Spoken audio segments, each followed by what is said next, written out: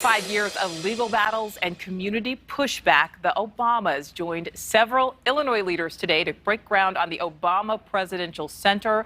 Unlike other presidential libraries, the Obama Center will have community-focused facilities like a public library and athletic center. NewsNation's Tamon Bradley from our Chicago station WGN was at the groundbreaking earlier today. So, Tamon, you gave us a preview yesterday. You were there today. Tell us what is next for the center. Well, now, Nicole, it is time to build this thing, and the first shovels went into the ground today. They were put in the ground by the former President Barack Obama and former First Lady Michelle Obama.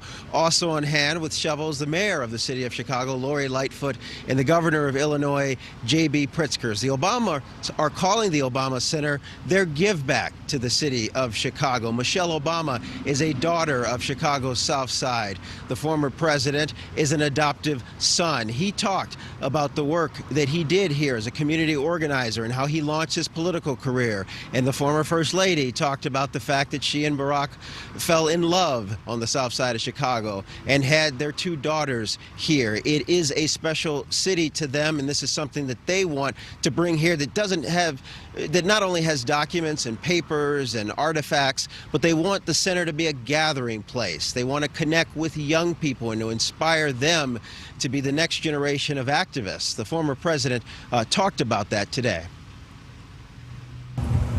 We are about to break ground on what will be the world's premier institution for developing civic leaders across fields, across disciplines, and yes, across the political spectrum.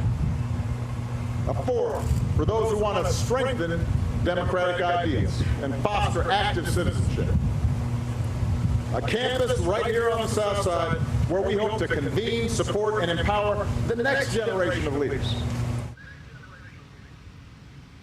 Now, not everyone is happy about the center coming here to historic Jackson Park on the city's south side. Some local residents wanted a community benefits agreement. They wanted it guaranteed in writing that they would get jobs and that there would be affordable housing in the area surrounding the center. The Obama Foundation estimates that 700,000 people will visit the center every year, and there'll be $3.5 billion in economic impact over the first 10 years. And Nicole, it was the former First Lady who best summed up today how the Obamas feel about this. She said she is ready to move from a shovel to seeing a ribbon and some scissors, meaning at the opening in a few years. Nicole? Well, certainly hoping that there is some positive economic impact there. All right, Tamon, thank you.